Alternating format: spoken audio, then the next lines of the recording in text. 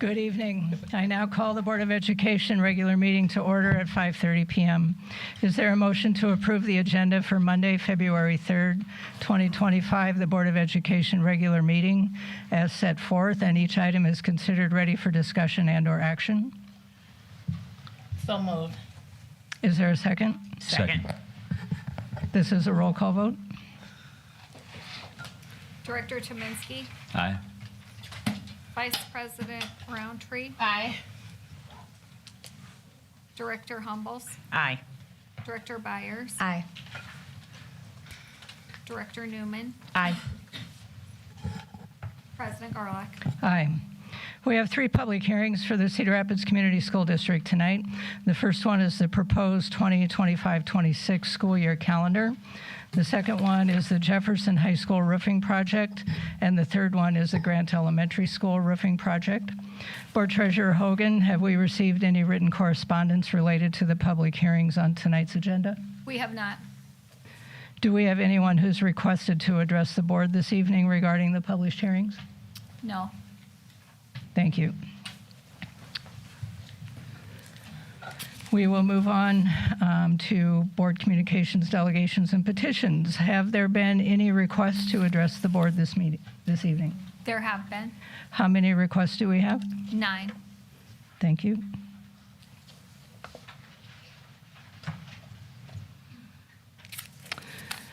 With 9 speakers this evening, you'll be given up to 5 minutes for your remarks. Please respect the time limit allotted to each speaker. Board Secretary Hogan will serve as your timer and indicate when your time has expired. If you have submitted a request to address the board and choose to refrain from speaking, in the interest of equality, and fairness, your time may not be yielded to another speaker.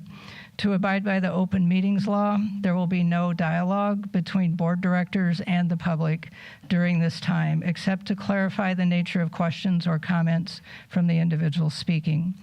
We ask that the audience and the speakers refrain from inappropriate language and outbursts as a matter of respect for all in attendance. The board has 0 tolerance for profanity, vulgarity, demeaning language, or threats of any kind. Lastly, we'd like to remind our speakers that the board cannot address personnel and student matters. The board policy outlines the process for addressing and resolving concerns. We ask the speakers refrain from using personal names and information during public comment. Before we begin, I'd like to remind our speakers to state their names and addresses when called to the podium. Board Secretary Hogan, please call our first speaker. Gretchen Lawyer on immigration.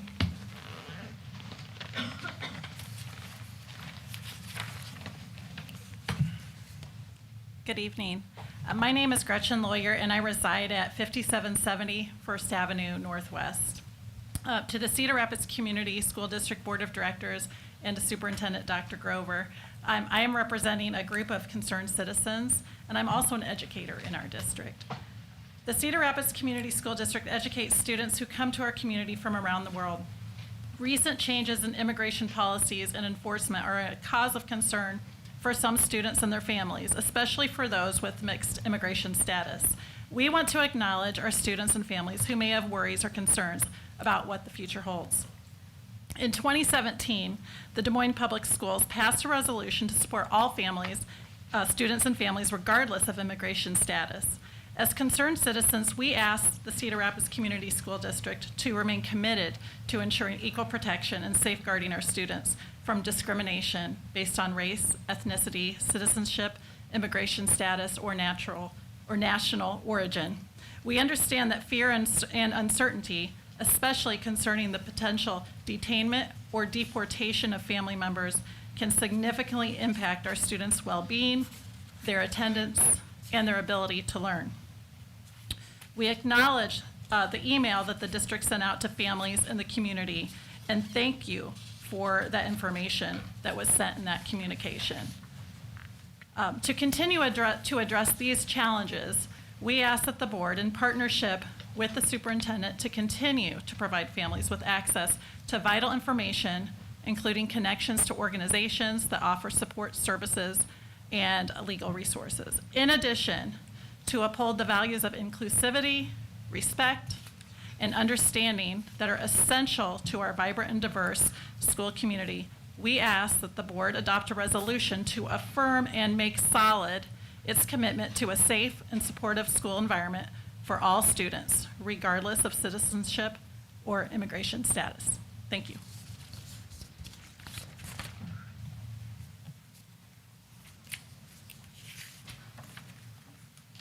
Next, we have Richard Bradford on immigration.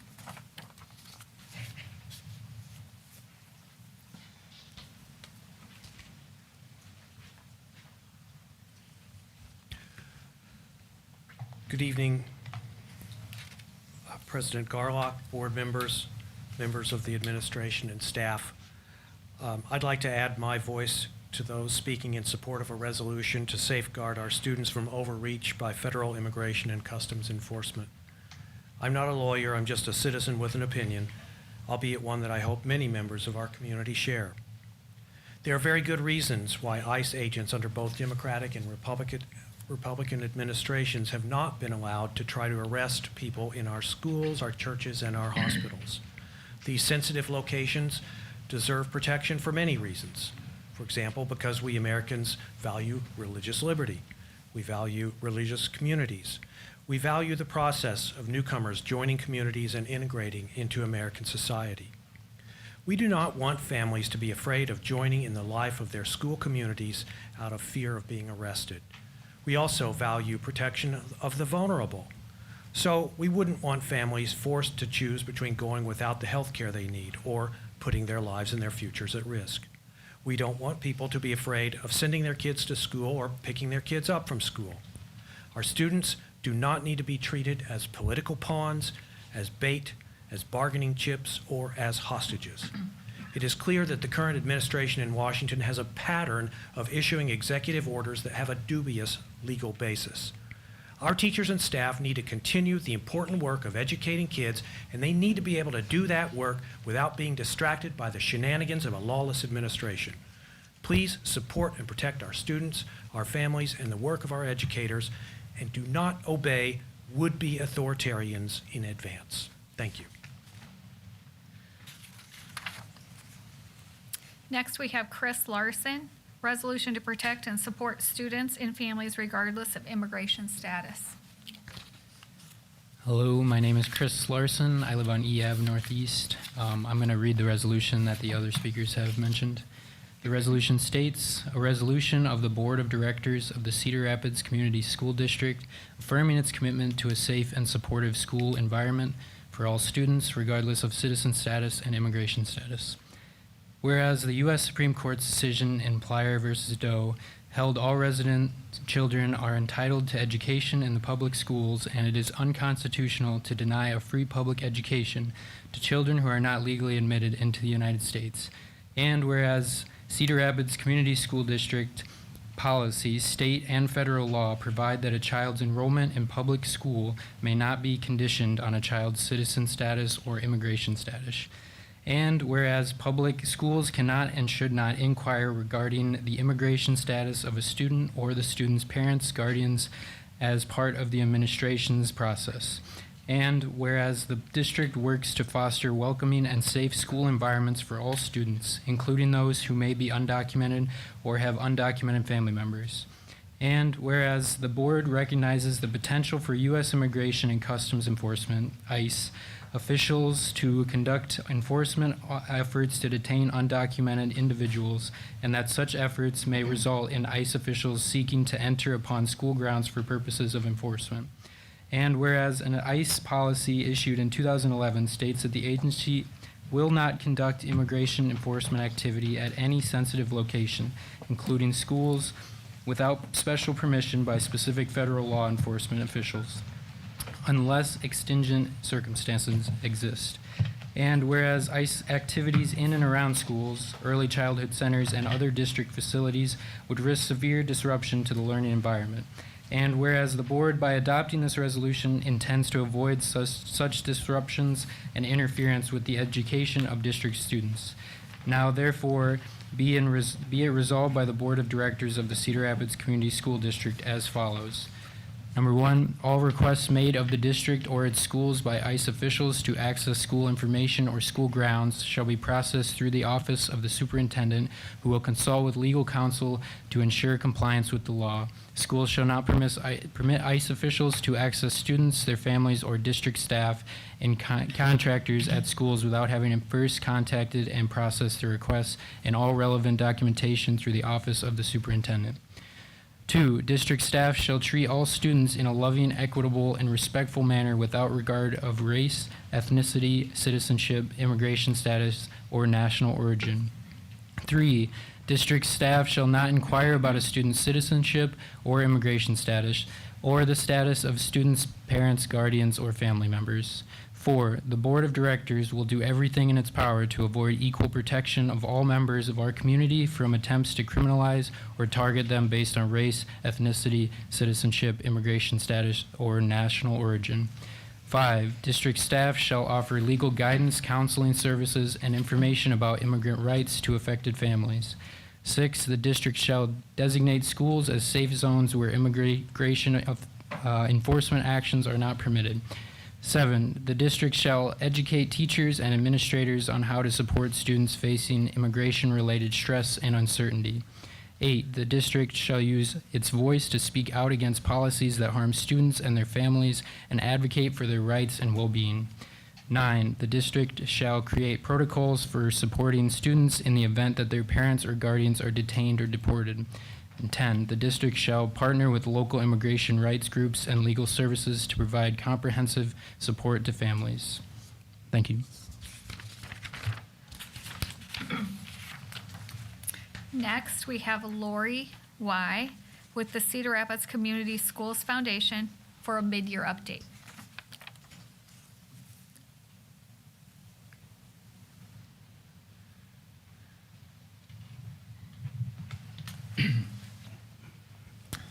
Good evening. My name is Lori Y., and I live at 2526 Country Club Parkway in Cedar Rapids. I am the incoming chair, a new chair of the Cedar Rapids Community Schools Foundation. Take great pride in the work that we do and in submitting our mid-year report to the board. We had $35,000 awarded in student enrichment grants, a program that reimburses teachers for personal funds spent to enhance their classrooms. We welcomed 3 new trustees January 1st, and just an exceptional, committed group that is working on behalf of the foundation. We hired a new fiscal agent program coordinator, Patty Lucas. We're excited to have her on board and are grateful for the work that Karen and Patty do in support of schools for the fiscal agent program. We refreshed the website. It went live on September 1st. Would encourage everyone to go and check it out. It reflects our foundation strategic plan mission alignment in the following areas: ensuring extracurricular funds, professional excellence fund, and college and career pathways fund. We have already funded $20,000 in ensuring extracurricular fund dollars to pay for all students to participate in extracurricular activities, such an important thing for all students to be able to access. Our financials are strong, with the mid-year budget performing at 148% over goal. We have total assets of $2.48 million, and a special thank you to Karen for her exceptional leadership and financial stewardship of the incredible generosity that we have received from the community, that also include the staff of the Cedar Rapids Community School District. Thank you.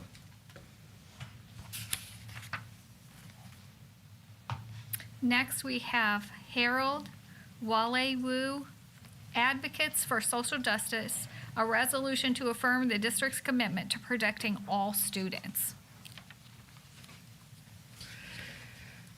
Good evening. My name is Harold Walewa. I live on C Avenue Northeast, and I'm just here as a concerned citizen.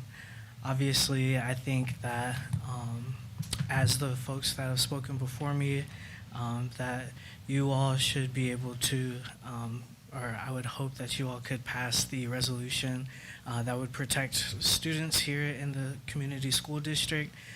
Obviously, there's been a lot going on in the past 2 weeks since the election when it's come to executive orders, when it's come to immigration, fear-mongering, things like that.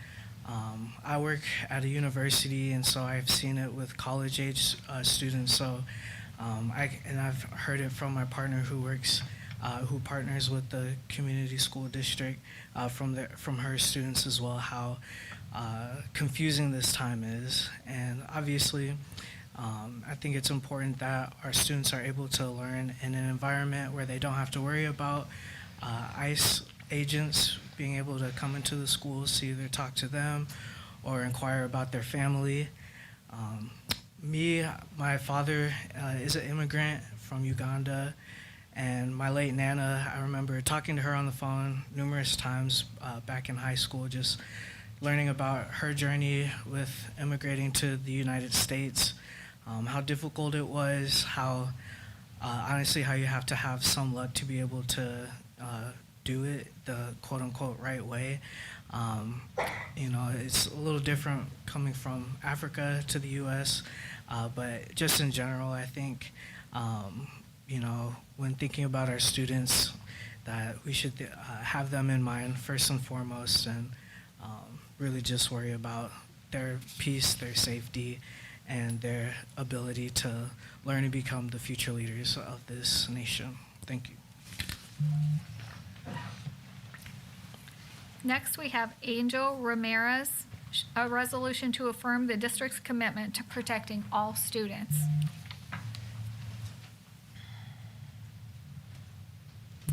Hello, my name is Angel Ramirez, and I'm a citizen of Cedar Rapids and work daily within the Cedar Rapids Community School District as a community partner. I've had the pleasure of working alongside the school board in various capacities, including as a representative of the Safety Advisory Council. But today I speak as an Iowan, a Mexican American, a grandchild of immigrants, and the president of a local nonprofit called the Advocacy for Social Justice. I thank you all for your time and consideration.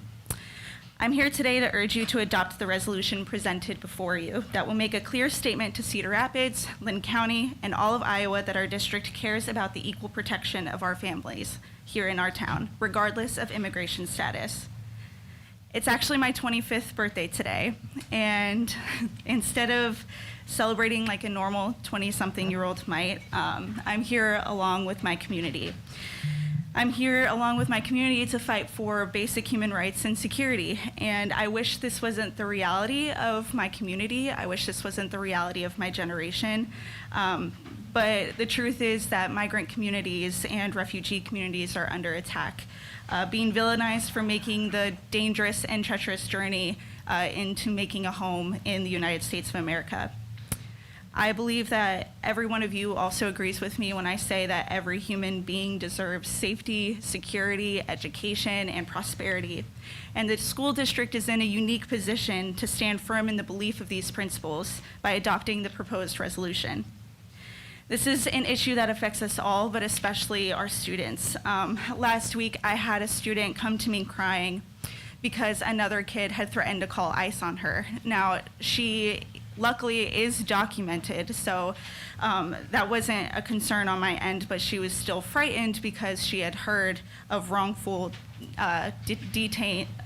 people being wrongfully detained, and she was crying, and we had to regulate her and comfort her. And at the same time, although I want to tell her that's not an issue, right, we're seeing that there are people being wrongfully detained. She's 12 years old. And then I had another student who has been terrified to go to school in the last 2 weeks due to the new White House administration. And his aunt is undocumented and petrified that the police were going to interrogate him at school. He's missed multiple days of school in the last 2 weeks. I could only imagine that my small circle of students, right, that I see, they only represent a very small portion of all of the students that are facing the same problem in our district.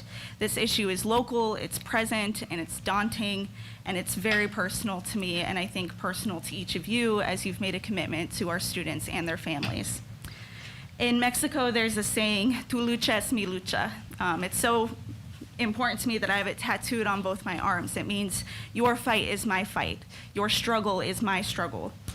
And at this point, I want to invite all the community members who are here to say to migrant communities that their fight is our fight to raise your hand if you're here in support of that.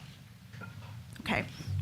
As you can see, Cedar Rapids is standing strong alongside our community members, not in spite of, but in support of all residents in our city. Migration is beautiful. Migration is necessary. So I invite you to please join your community, our community, in upholding the values of inclusivity and safety for all students, regardless of citizenship or immigration status. Thank you. Next, we have Roy Lathrop, City View Community High School.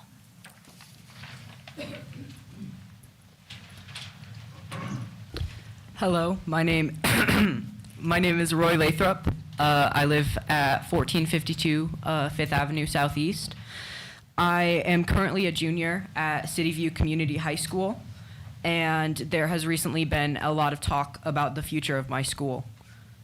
I have been a part of City View since it was first announced to parents last year, or not last year, but you know what I mean. When it was first announced to parents, I was a freshman at Washington. I barely made it through my freshman year because of my mental health, and I've struggled through school years since the start of middle school when my mental health began to decline. In elementary school, I had a safe space. School was my only safe space, and I dreaded going home. In middle school, I dreaded going to school, and I dreaded being home. I hated my life for years and did only what I had to get by or to pass my classes. In my sophomore year, when I switched to City View, it felt like my world flipped. For the first time in years, I looked forward to going to school. For the first time in my life, I had adults that I felt genuinely knew me, adults who genuinely cared about me. City View has helped me out of dark times in my life and given me the support I needed to survive. For the first time in years, I participated in extracurriculars at my school. I did more than just what was required of me. I gained confidence and felt safe. At City View, I could truly be myself. I woke up in the morning and looked forward to what the day had. City View continues to push me forward. If I was still going to Washington, I would not feel confident enough to be in front of you all today. I wouldn't care enough to. I care about City View, and I care about my peers at City View. I care about the future students of City View and the future of my school in general. City View Community High School changed my life for the better. Thank you for your time here tonight. Next, we have Val Malone on City View.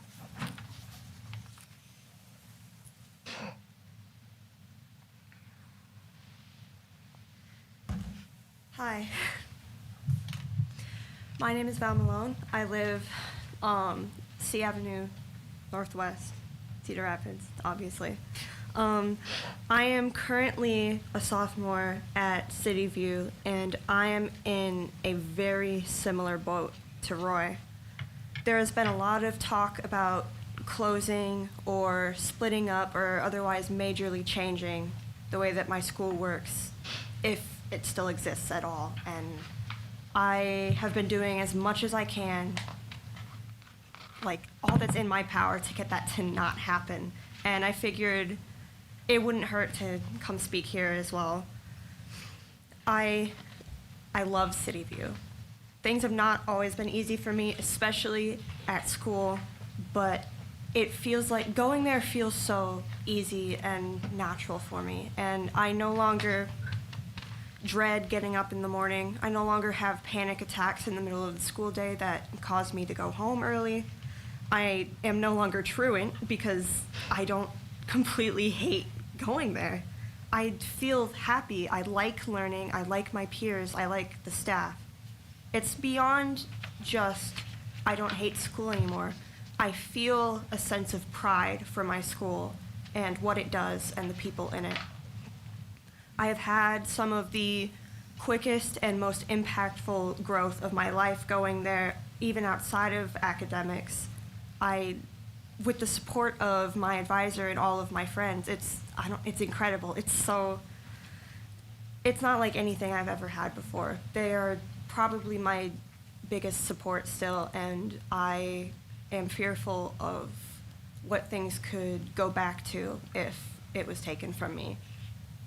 the fact that I'm even able to talk here is because of City View. If you had asked me at the beginning of last year if I was ever going to do any public speaking in my life, I would have told you no way. But I did a lot of things. Like me and Roy, we hosted a panel at the library where we spoke to an audience about our experience being trans kids. That was hard, but it was through the support and just, I don't know. It's because I felt valued and I felt supported and I had people that were there for me that could help me and really made me feel like I could do it. It has been incredibly humanizing and it's really hard to put into words what it means to me. But I know that I'm not the only one that feels this way. I know a lot of other kids that also feel this way. And I know that it can do a lot more for a lot more kids in the future. Of course, it has room to grow. Nothing is ever perfect. But I ask that it is given more time to be what it has the potential to be. Thank you. Next is Ann Harris Carter on the resolution.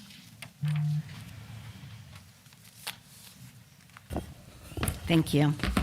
My name is Ann Harris Carter. I reside at 3626 Beaver Avenue Southeast. And so to the Cedar Rapids Community District Board of Directors, Dr. Grover, I'm here today also on behalf of Advocates for Social Justice. Founded in 2020, following the murder of George Floyd, our mission is to create social, political, and environmental change within Greater Cedar Rapids, prioritizing the objectives of the Black Lives Matter movement to eliminate white supremacy and systemic racism, and affirm the lives of under-resourced and marginalized communities. If you have heard ASJ's voice tonight, before tonight, you know we consistently acknowledge our shared humanity. And you also know that we are committed to promoting community dialogue, especially when silence would be more convenient. The ASJ Board is in full support of the resolution presented this evening, affirming the commitment of the Board of Directors and the district to protect and support all students and families regardless of their immigration status. That includes, this is not inclusive, all-inclusive, but acknowledging the concerns and uncertainties faced by students and families with mixed immigration status, partnering with community organizations to provide guidance to support service resources, and creating a safe and supportive learning environment for all students. On a personal note, I will add, I am a product of Cedar Rapids Community School District schools. I consider it a privilege to have benefited from academic excellence in this district and a long list of extracurricular activities. Erskine Elementary, kindergarten through 6th grade, Franklin Junior High, 7th through 9th grade, and Washington High School, 10th through 12th. After high school, I left for 30 years. Though my children did not grow up here, I have been engaged in the district since returning to my hometown. In 2013, I was appointed to the district's diversity committee and continued to serve for several years. Last year, I served on the Safety Advisory Committee. Currently, I serve on the Future Ready Facilities Task Force. I share that to say I care deeply about our schools, today, tomorrow, and beyond. And so why is a resolution important? Some would say it's performative. I think otherwise. First, it explicitly reinforces the values and expectations. In other words, it sets the tone. Secondly, it demonstrates this is not a district that shrinks back from adversity. For the most part, I've been on the periphery of the chaos that's been taking place around our country over the last week, 2 weeks. But I want to close with a quote from a newsletter I read from an Iowa association. And the person wrote, "It feels like we are living in a gravitron." And for those, if there are scientists in the room, I do mean gravitron, not graviton. A gravitron forced against the wall of a spinning chaos machine. You know, the one where the bottom drops out and you're still, just want to make sure. Because they've been banned. It will slow and we will be able to move our limbs again. But I'm sure another ride is coming. So I don't know how many carnival rides we have in our immediate future or over the next year, 2 years, 3 years, 4 years, whatever. I just stand before you saying that, yes, a resolution is important and ask you to use your voice in that manner. Thank you. Thank you, everyone, for your comments. I will now turn the meeting over to Dr. Grover to share her superintendent's report. Thank you, President Garlock. I do want to say thank you to our community members for sharing your care and concern for all students, particularly here in the Cedar Rapids Community School District. I do want to kind of start out tonight with my report. We continue to engage our community. This last week, I had the opportunity to meet with our community cabinet.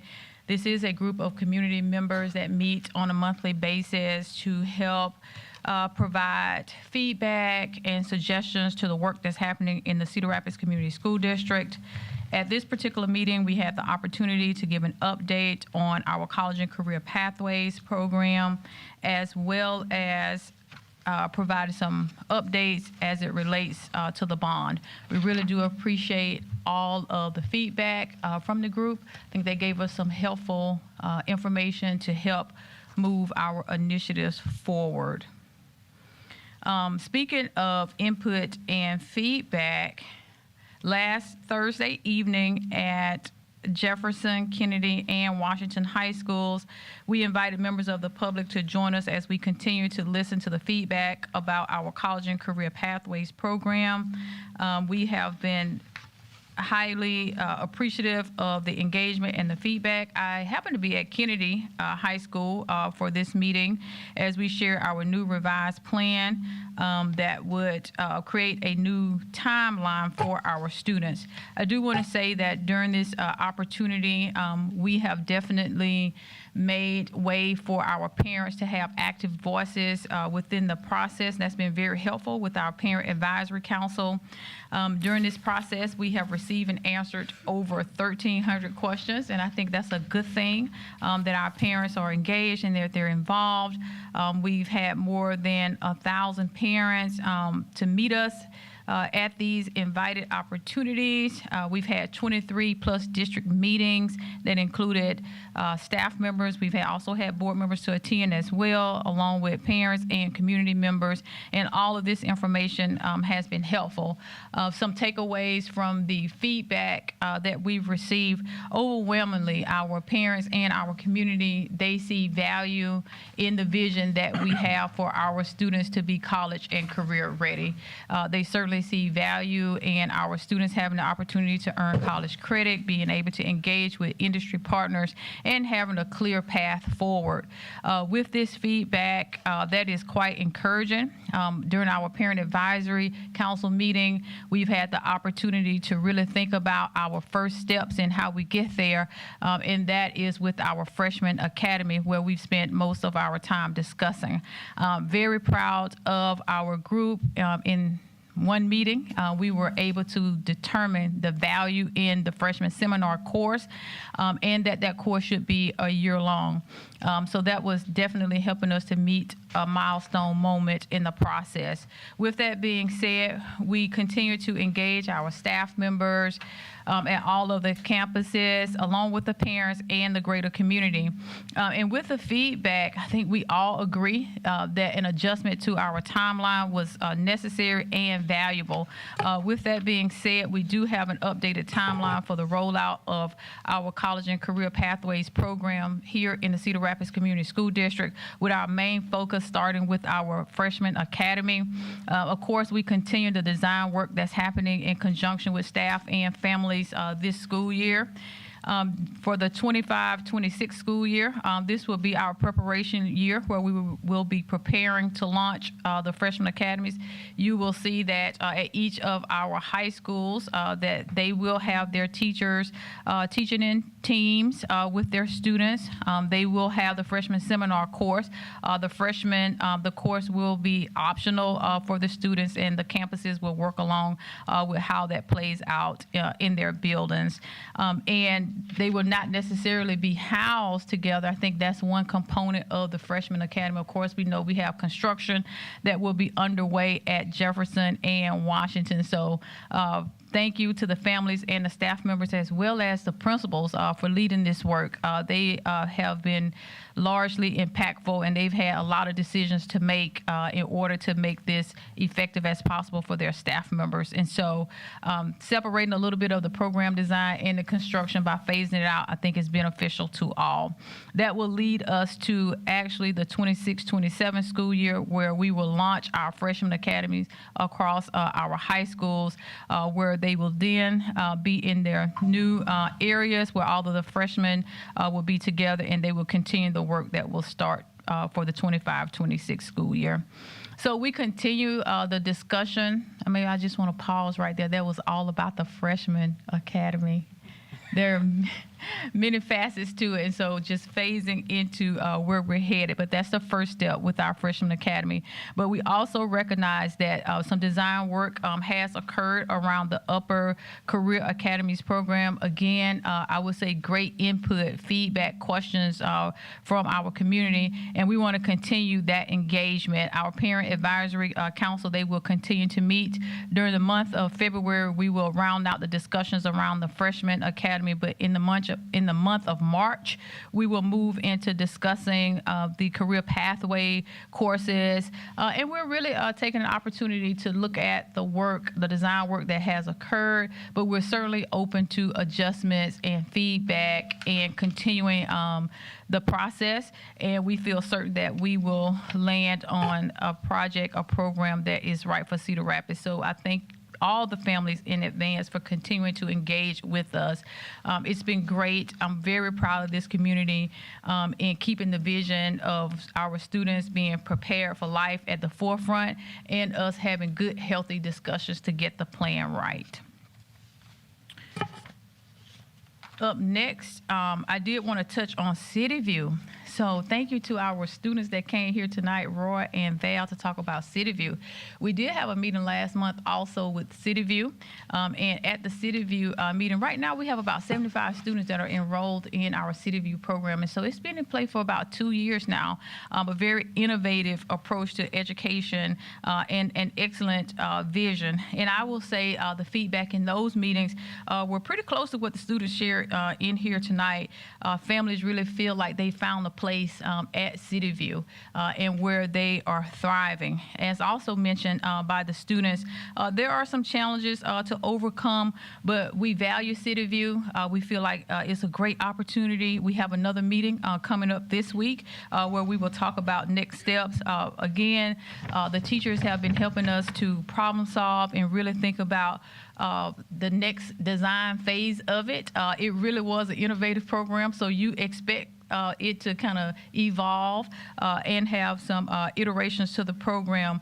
I think what really touched my heart, with 75 students there were about 66 families in that room. To me, that spoke volume, that they care, they're there, they were representing their students, and we're committed to working alongside them.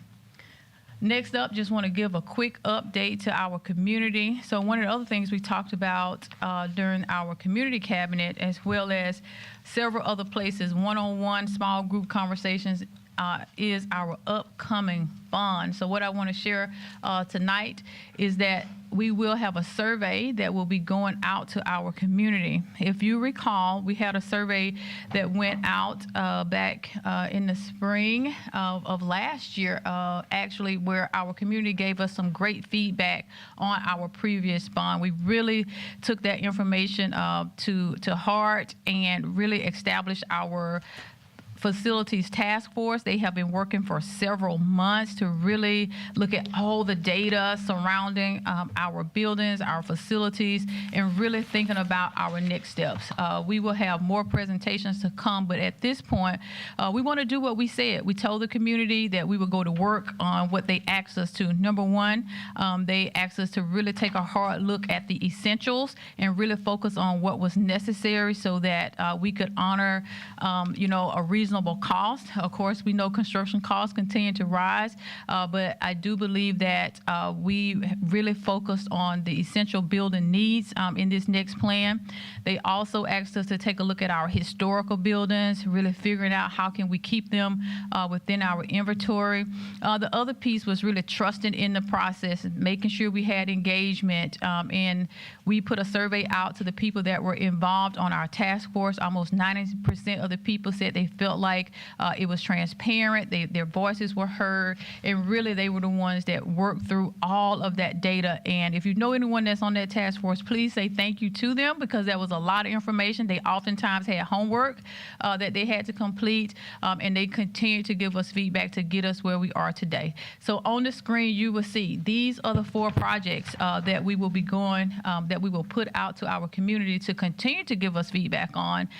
McKinley, we'll be looking at renovating McKinley, renovation at Wilson, a new middle school that will go along with the land that was just purchased on the north side, and renovation to Kennedy that would include their freshman academy, which we know we're already doing at Jefferson and Washington, along with their cafeteria that they also had on the last bond. They still need it. So we're bringing that part back.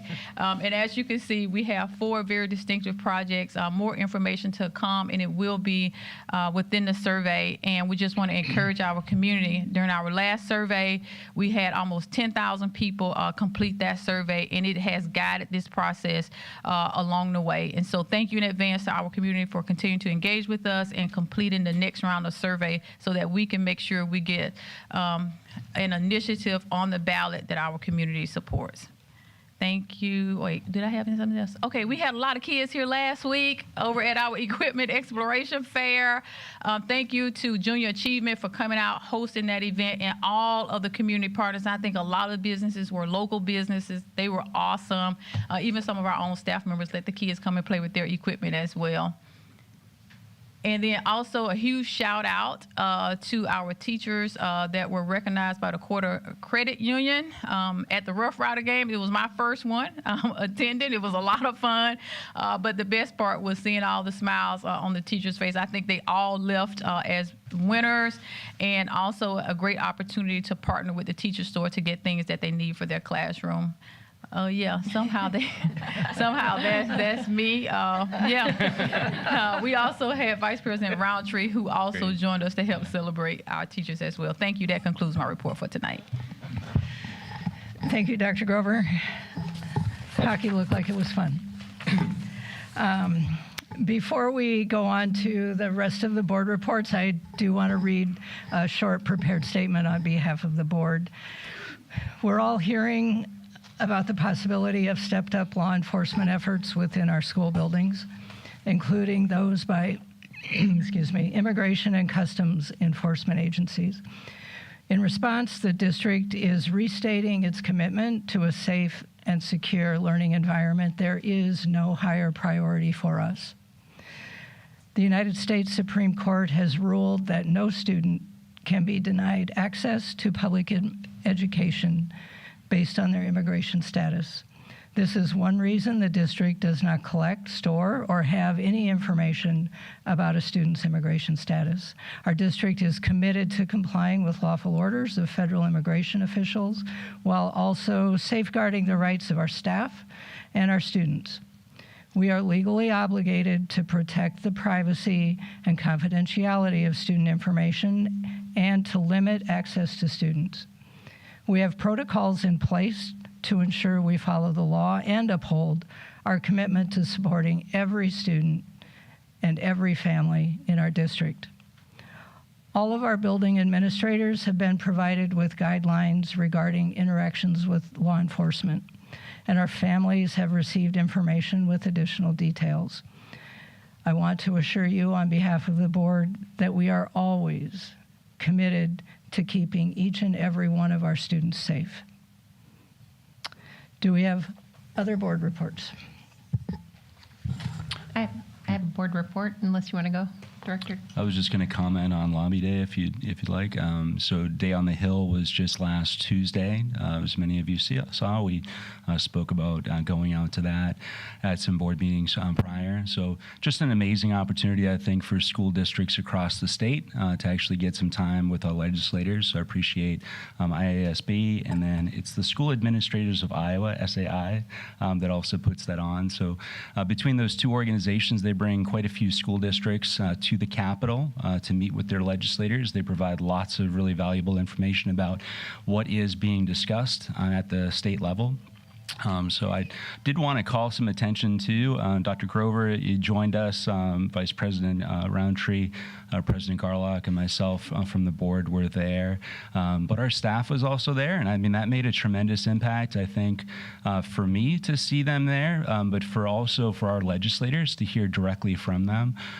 So Monica from Taylor was there, and she shared some very specific stories about student learning and really advocated for full day funding, full day preschool, which I think it just spoke volumes. And I think that that's something that we have heard has bipartisan support, so I'm optimistic, but I do think that we're also hearing that there's going to be a statewide deficit that is really being forecasted that's pretty significant. So the 2% SSA obviously is a subject that is near and dear to our heart. We know that that is extremely far below where it needs to be. So lots of things being advocated. I would say too that we had a booth, so we had quite a few staff from our literacy team that were there presenting to all legislators across the state, really talking about the work that we're doing here in Cedar Rapids, which I do think is a great example for the entire state, and I do think that got a lot of attention. So it was a really proud day for Cedar Rapids, and certainly I think for the work that we all do to support public education. So, Thank you. Other board reports? I was going to mention prior to that, I don't think we had chatted about it at a board meeting, but prior to the legislative session, our board came together to meet with legislators back in December, I believe. And this took place at Truman Early Learning Center. We covered a variety of topics that Dave alluded to. And we also heard from a parent, and President Garlock also addressed the audience, sharing some thoughts on sort of a policy address. So we just wanted to say thank you to everyone who came. It was rapid fire. We thank the legislators for showing up and spending time with us, and we are taking notes as to how to improve that and engage community in those conversations as we go forward. So that's all I've got. Yeah, I definitely second that. We had a great day at Day on the Hill. Our legislators were so kind to meet with us. One of the things that made it feel really successful was because they understood and agreed with a lot of our concerns that we had. Yes, we are still dealing with this 2% for the SSA, and we all can agree that we need more, right? So that's always a challenge right there. But we were able to have those conversations and connect with our legislators and be able to express what it is that we felt about that. And yes, Monica Frey from Truman, she did a great job with her presentation, advocating for early childhood and all-day funding for a 4-year-old preschool. So I believe we walked away feeling very invigorated and felt like we had did some good work that day. And it was so awesome to see our academic team in the rotunda. Y'all looked real sharp out there and represented CRCSD very, very well. So that was really amazing. I think we were all tired at the end of the day, but that was just because we had been working really, really hard. And that's some of the parts that the community don't get to see of the board and our superintendent working behind the scenes, really getting in the face of people who can make these changes or can influence these changes, and having those very important conversations with them. So we had a successful day. Yes. I would just like to echo some of the sentiments that have been shared here. One thing I'd like to stress is the commitment that this board has above and beyond what you see here once or twice a month. We, as you just heard, had several folks in Des Moines for Lobby Day. You'll see on the agenda tonight that we're approving.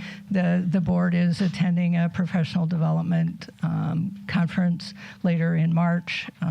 So this board is really, really dedicated to the students of this community and making sure that we are doing the very best that we can do to serve the community. So I appreciate the dedication of the board. Some of them have day jobs, so it is a time commitment. Any other board reports? Jen? Sure. The Academics and Achievement Advisory Committee meeting was held on January 20th. Always a really great opportunity to hear from our administrators and staff about challenges, about things that are coming out of the Department of Education, curriculum changes, and it helps us as board members be way better advocates here in Des Moines and beyond. So as we plan for career and college pathways and we involve our educators, staff, and the community, conversations have really revolved around preparation and effective implementation, as Dr. Grover noted in her report. That resulted in a proposed one-year delay for the launch of the freshman and upper academies. So this has received really strong support, as Dr. Grover mentioned, from our educators at all three major high schools. And that idea was also proposed to the public through our community conversations just last week. Also, we covered 2 science curriculums that will also be piloted with teacher feedback, guiding a recommendation to the school board by May. And we are also looking at Department of Education-led revisions to science standards that purport to ensure a cohesive curriculum on critical topics like evolution and climate change, but also kind of go against common standards and established science. So we're keeping an eye on that and talking about that in this committee and beyond. And then finally, as a committee, we also discussed efforts to increase parental involvement. Dr. Grover mentioned how involved the City View parents are in that community conversation. We can't understate the importance of that. So this is covering a wide range of public feedback forums. We've discussed attendance issues and really highlighting the need for policy changes and potential even legal aid clinics to support families that might be facing barriers to school attendance. So it was a wide-ranging meeting, all within the span of an hour. We covered all that. But this is really, it was information rich, and there was a lot of great debate, but this is all just really important stuff, and it's really important for board members to hear that as well, so we can take that to our advocacy efforts. Thank you, Director Newman. Other board reports? Next up, we have Vice President Roundtree, who will provide our staff highlight for this evening. All right, thank you. Tonight, for our CRCSD staff highlight, the Board of Education would like to recognize, drum roll, who want to help me with that drum? Thank you. Hiawatha Elementary kindergarten teacher, Mrs. Becky Pianki. Becky has been a lifelong elementary educator, teaching for 22 years. That's a long time. In college, she had thought that she wanted to be a business major, but a letter from her former teacher changed her path to education. See how important teachers are. All right, and wow, we are so thankful for that. She began her teaching career in Illinois before coming to the CRCSD. She taught for 2 years at Grantwood Elementary and 7 at Hiawatha Elementary. She has a passion and energy to connect and empower kindergartners. She shares that her kindergarten students are just the best little learners. And I bet they are. They have a natural curiosity with the world and make tremendous growth in kindergarten. Becky loves to be part of that. She will be featured in an upcoming CRC SD story about our new reading curriculum, CKLA. In the piece, she shares her insight on seeing firsthand and the effects of the new literacy program on her students. It's building reading foundation for every learner to be future ready. I didn't hear y'all say that. Thank you, Becky, for your dedication to the CRCSD and to your education profession. Can we give Becky a hand clap? We appreciate our teachers so much. They work so hard to make such great differences in the lives of our learners, and so we're grateful to be able to highlight her on tonight. Thank you. Moving on to our consent agenda, are there any items the director would like to pull for comment, question, or separate vote? President Garlock, I'd like to pull item number 17 for separate vote. Thank you. Is there a motion to move item 17 from the consent agenda and for a separate vote? So moved. Is there a second? Second. Thank you. So we will vote on item 17 first, and then we will come back to the consent agenda. Do I have a motion to approve item 17? So moved. Is there a second? Second. This is a roll call vote due to a roll call vote.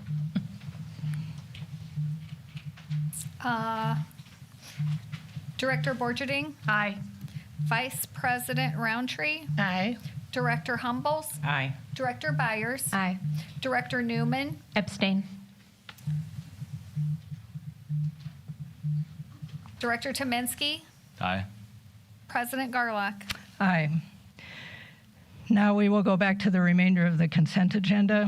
Do I have a motion to approve the consent agenda? So moved. Is there a second? Second. This is a roll call vote due to the personnel report. Vice President Roundtree? Aye. Director Humbles? Aye. Director Byers? Aye. Director Newman? Aye. Director Tominski? Aye. Director Borcherding? Aye. President Garlock? Aye. Our next order of business is the appointment of the school board secretary. Is there a board member who would like to read the proposed resolution? I'd like to. Resolution for the appointment of Secretary of the Board of Directors of Cedar Rapids Community School District in the County of Lynn, State of Iowa.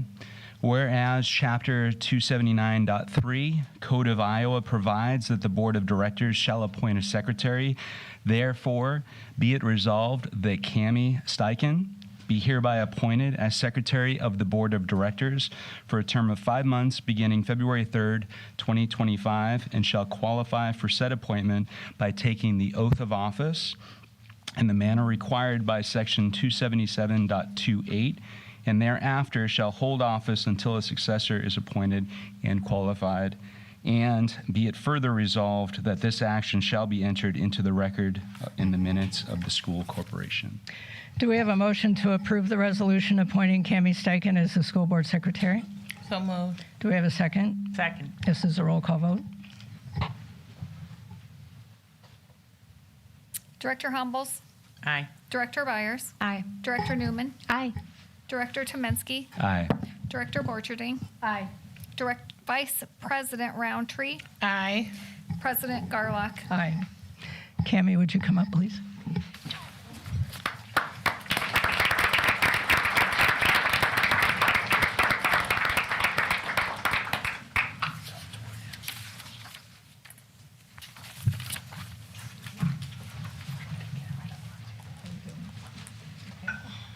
Raise your right hand.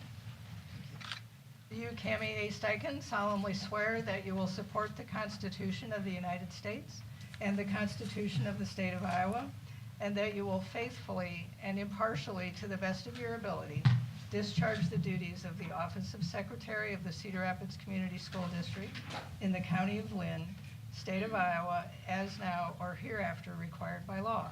If so, please respond by saying, I do. I do. Congratulations.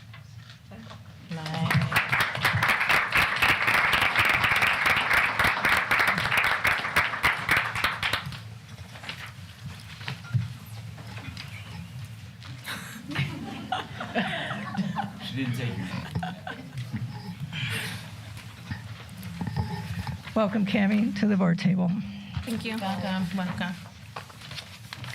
We have several items under administration tonight. The first item is the annual comprehensive financial report. Carla, you're up again. Yeah.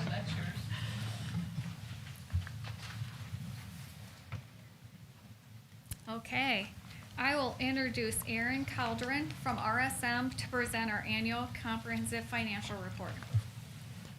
Thanks, Aaron. Thank you. Well, thank you everyone for having me. As mentioned, my name is Aaron, and I'm coming from RSM, which serves as the district's external public accounting firm.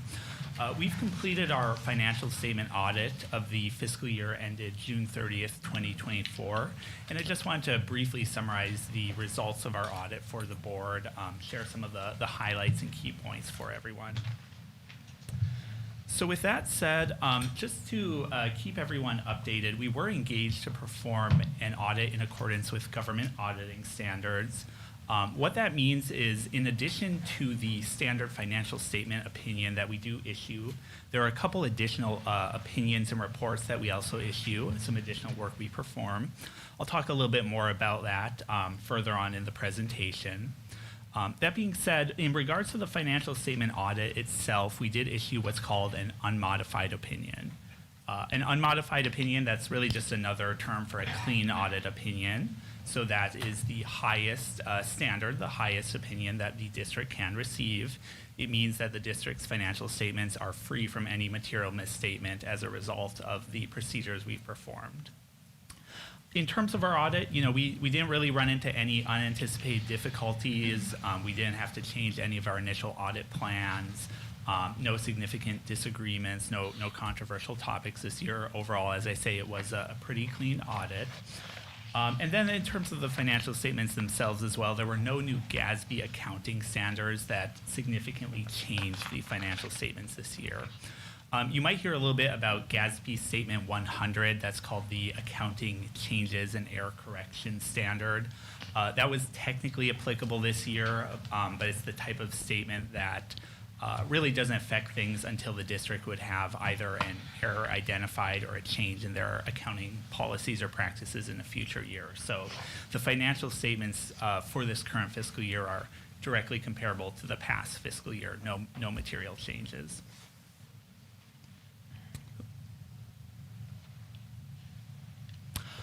Moving on, any set of financial statements is going to have significant accounting estimates within them. That's nothing out of the ordinary.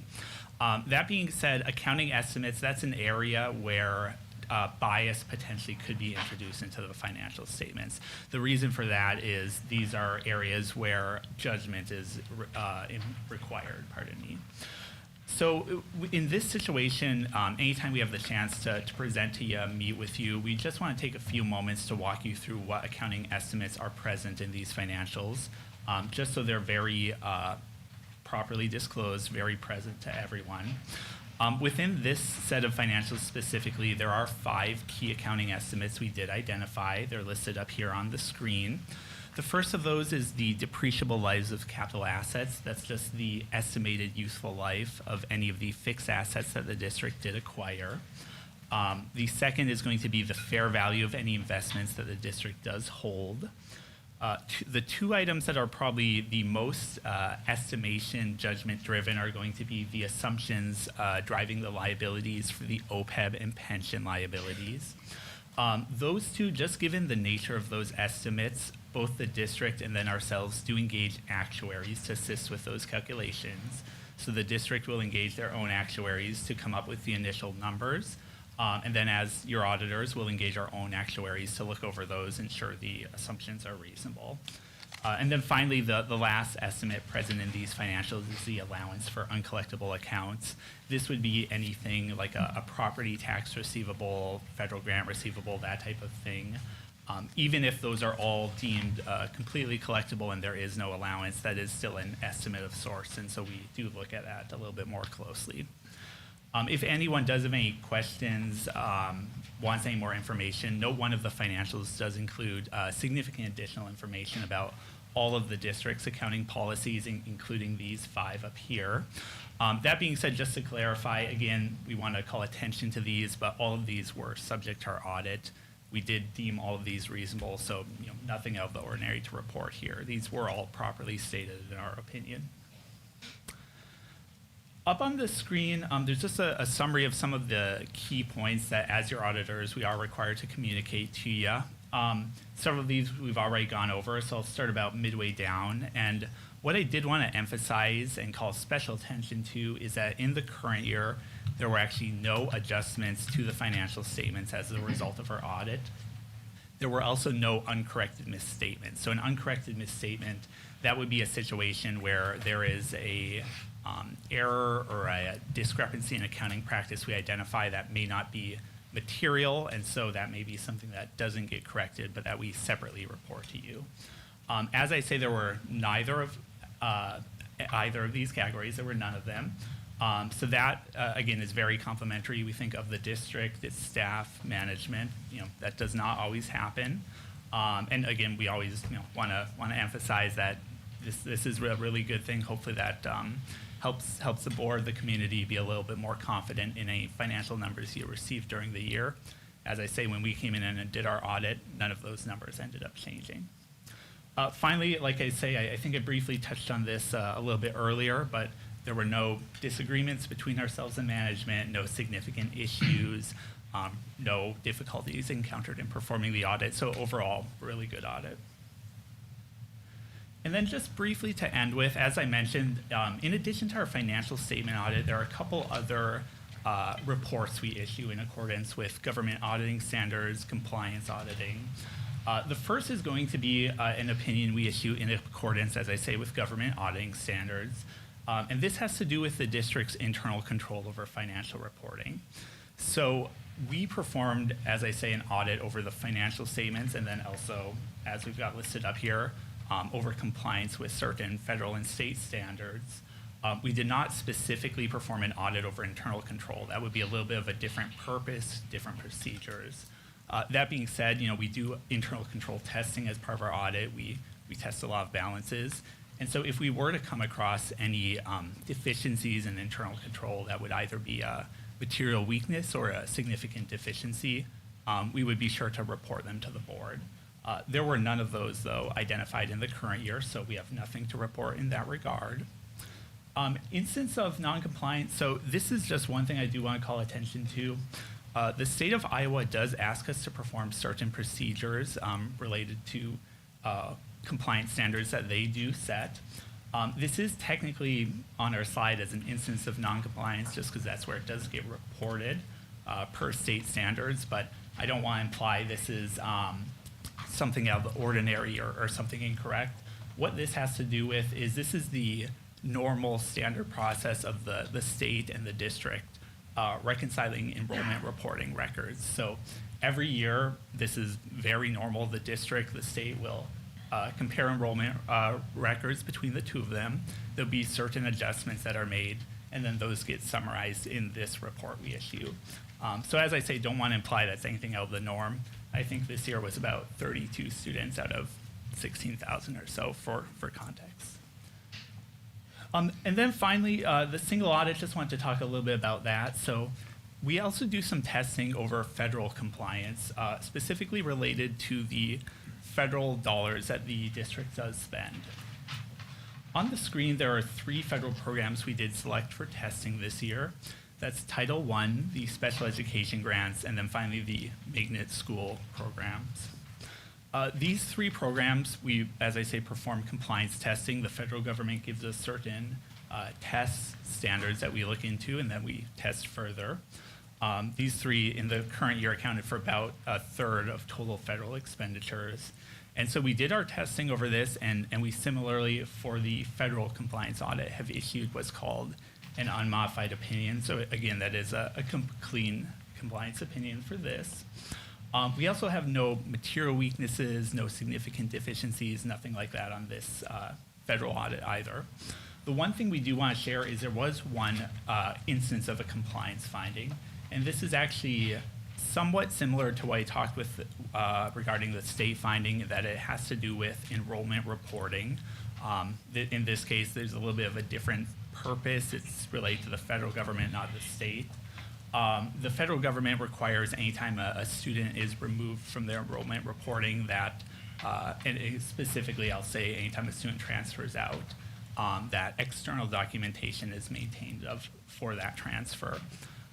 When we did this test, we noticed that was not something being maintained. Now, what I will say is it's important to place that in context. Internal documentation was being maintained, so the district did have a process for tracking this.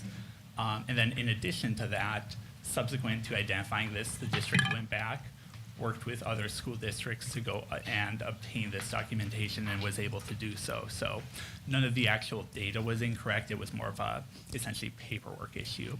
However, because it was a federal compliance requirement, we do report this in our report. So with that said, though, that really does summarize the key points of our audit, the key items I wanted to communicate. That being said, if there are any questions about the audit, either anything I've shared tonight or anything else, I'd be happy to address them. Thank you, Aaron. It's always good to get a report from your audit. I think based on what we've just heard, we all know that we have complete confidence in Carla and her department, and I think what you've just reported to us is a testament to their capabilities and their attention to all those details. Questions or comments? I wanted to elaborate on that quick and say thank you. We know the importance of auditing at all levels. And it was noted here that this is the 29th consecutive year the district has received a couple prestigious awards that are long acronyms that I'm not going to name. But again, thank you for all the hard work Carla does and the team does to ensure this standard of excellence. I'd also like to just comment that a clean opinion is wonderful. Thank you so much, Carla. And I know that the tremendous amount of work that it takes in order to prepare for an audit, let alone have an audit. So thank you so much for that. I think the internal controls, the numbers on that, that the testing on that was excellent. And I'm aware of how much work it takes. Really appreciate it. Thank you so much, and thank you for your work. Thank you. All those in favor of approving the annual comprehensive financial report, please respond by saying aye. Aye. Those opposed, same sign. Thank you, Carla, and your team.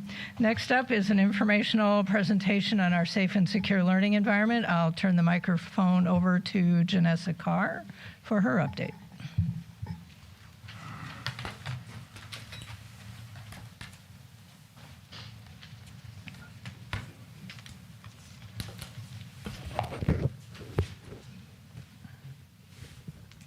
Good evening, Board of Directors and Dr. Grover. I'm here just to give you a high-level update of safe and secure learning. Some of the details have changed since the pre-read, so don't pay attention to the stats in your pre-read. The ones that I'm talking about today are the valid ones. So today I'm going to be talking about our SRO data report, giving you some details on our district review data reports, an update on our crisis goal implementation, some recent safety enhancements and initiatives, immediate challenges and priorities to safe and secure learning, and sharing the framework for CRCSD, hierarchy of safety needs, and then a call to action. So we can go to the SRO slide. So just sharing some quick updates, comparing the data from last school year to this year. We're comparing August to December from the 2023 school year to today. And so we have had a 14.29% increase in diversions. So that really is being able to direct students off of criminal charges and make sure that we're putting some sort of intervention in place that keeps them out of the juvenile justice system. We had a 44.12% decrease in charges from the last school year to this year, August to December. We've seen 38.46% decrease in students represented with an IEP. 48% decrease in males, and I'm talking specifically about charges when we're talking about the demographic insights. 44% decrease in females charged, 64% decrease in black students charged, and 14.29% decrease in white students charged. it's been really nice just to be transparent in this data and not have to wait for like an organization to come and ask for the data. I think it's really important that we continue to report this out and make sure that we're just being super transparent with the community. I am aware of, community's concerns and perceptions prior to taking this role, and I want to make sure that we're addressing that and being super transparent about SROs and the goal to not charge students. That's not what they're in place for, so I want to make sure that I state that for the record. So moving on to our district review data report, this school year we really have made it a goal to take a common and consistent stance with weapons, fighting, and threats. So just wanted to share some high-level data with that. Over 96% of students who have come to a district review, that's in grades 6 through 12, did not return to a district review. So what that means is that they were originally referred through a process to review kind of what took place, whether it was a referral for weapons, fighting, or threats, and 96% of those students did not return to a district review. That is huge. The primary reasons, like I said, are fighting, weapons, and threats. We do have some other categories. Typically, if it's some sort of incident, maybe sexual in nature, those have made it to district review. I want to be transparent about that. Those are few far and in between. We really have a pretty even split between middle and high school referrals for district reviews. Area 2 was leading from August to December for district review referrals. And it's been really, the feedback that I have gotten from principals is that it's been really nice for us to just take a stance and being consistent in that. So, gone are the days of stating, I'm going to attend this middle school or this high school because I can get away with X, Y, Z. And we really are trying to be really consistent in how we respond to weapons, fights, and threats, and also being consistent in how we offer support. And so any student who comes through a district review, it is not just looking at the one incident that took place. We're doing a full case review, so looking at all of their history in school. We're looking at what is in place inside of school, what is in place outside of school, and then providing that building with recommendations. And so I just want to be super clear in that we are really working to be just succinct and just consistent in how we respond to these things, and really trying to establish that safe and secure learning culture in our school district. You guys will receive another formal update in May on where we are with district reviews, and then an informal one in March, letting you know where we are in January and February. This one is just August through December. We can go on to the next slide. Just another update with Crisis Go. Some of these things you guys already know about. We secured the contract last year. This fall, our district emergency response team received training. Building administrators received training in November, and then January we began to really break down different staff groups and train them on how to use Crisis Go. And really it's just an ongoing analysis of how to make it best work for our district. We are now using it to report emergencies at buildings, so all of our area emergency response teams are now using Crisis Go to notify their district team about what has taken place in their building. Some upcoming things with Crisis Go is that I am in the middle of scheduling a parent Crisis Go training. So we've already gotten the chance to train a CRPD with Crisis Go, and now we will be scheduling something. It'll be virtual so that parents can understand what Crisis Go is going to look like, what their notifications will look like. Really excited for that. This fall, we'll be able to add the text message feature to Crisis Go. Right now, it currently sends an alert to your phone and to your email. This fall, we will have that text message function added, and we will also allow students to be able to check in the event of an emergency, but that will be grades 6 through 12. So if for some reason we were to go into lockdown or evacuate, we can expect that middle and high school students won't necessarily go to our relocation center. Some will. Many will go off to home or with friends. And so we want to make sure that students are able to check in with their phone so that we're not looking for missing students who are already accounted for. So just quick other recent safety enhancements and initiatives. We had our first edition of our Safe and Secure Learning newsletter.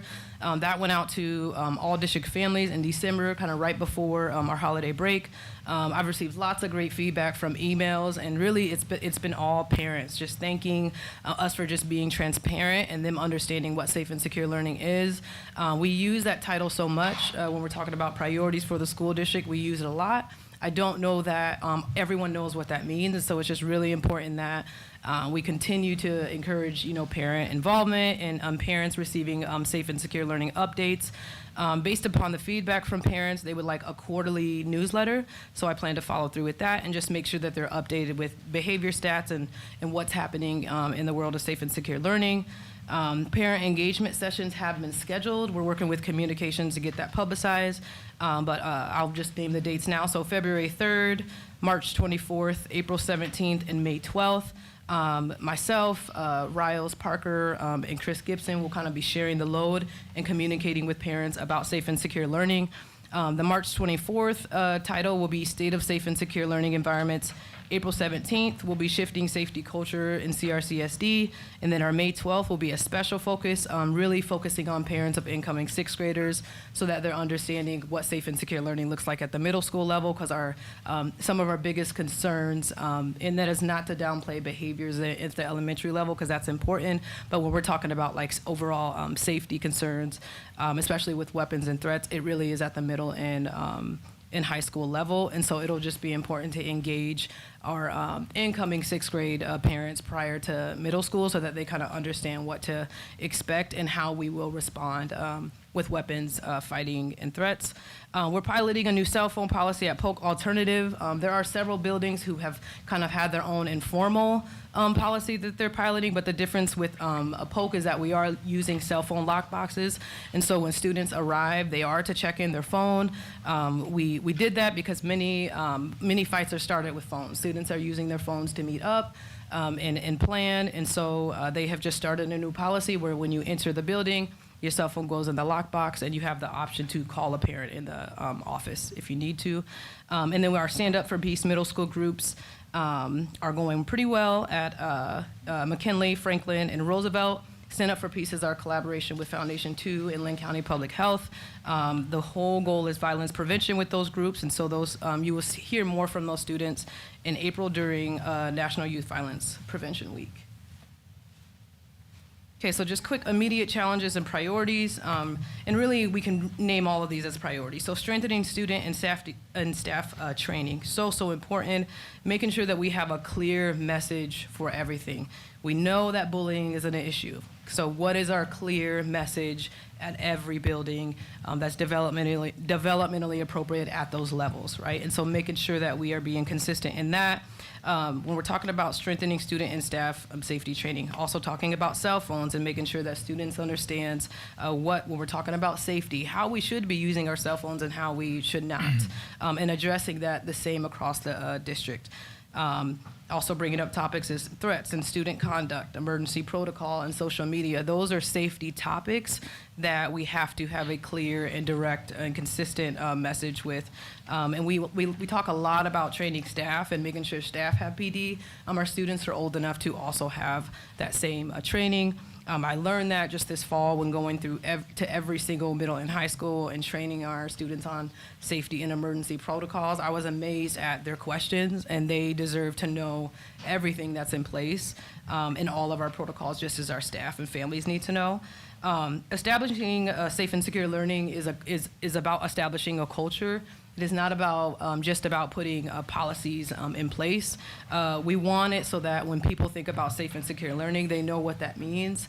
We want it so that when people think about Cedar Rapids Community School District, they think that this place is safe. And if I'm, being transparent, that is not what the perception is right now. And so it's important that when we're talking about addressing it as a culture, how are we addressing that at all of our levels, and what is our common message from pre-K through 12 on safe and secure learning environments. And I think there are some, I'm seeing some things be strengthened as well. So I don't want to only focus on the negative, but know that there is work being done to address this culturally.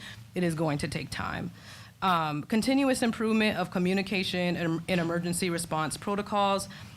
We continue to making sure that we're training principals and following emergency protocols. I cannot talk enough about how important that is, not just for principals, but all staff. And so it's always going back to what is that protocol? What is that protocol? What is that protocol? So that we're all responding in the same way. That's super, super, super important. And it also maximizes how our area district emergency response team responds when everyone is dealing with the situation the same way. And also want to talk about just, in-school suspensions in therapeutic classrooms. I know you heard from Riles Parker, but also wanted to support that message that if we did have in-school suspension as an option, it would take away and provide a better option for district review. So when students are having issues, we wouldn't necessarily need to send them to our secondary interim alternative program. We would be able to staff and have the exact same intervention at the school level in that classroom. And I don't want to take away from the fact that there is a need to remove a student when they have compromised the safety of the building, and to make sure that they are rehabilitated and that they do have the services that they need in place. So I don't want to take away from that, but there are some things that we can do to meet that need in the building and really have like that top 5% out of the building and in a more appropriate setting. So I won't go into all of this, but really just wanted to share really a needs assessment for our school district. It really is based upon my work that did start in July of 2023 and really went from the framework of Maslow's hierarchy of needs. I want to be transparent in that safe and secure learning environments is not rocket science. It really is making sure that people have what they need in order to thrive, and making sure that our system has what we need in order to thrive. And really that our heavy focus right now is on that foundational layer of safety and making sure that we have our protocols in place, making sure that that is continuously communicated to all stakeholders, increasing how we communicate that to students, and making sure they have the exact same message across the board. Not to get into the weeds, but we will be in the future asking about things like metal detectors, vape detectors, and just making sure, like I said, we have clear expectations across the board.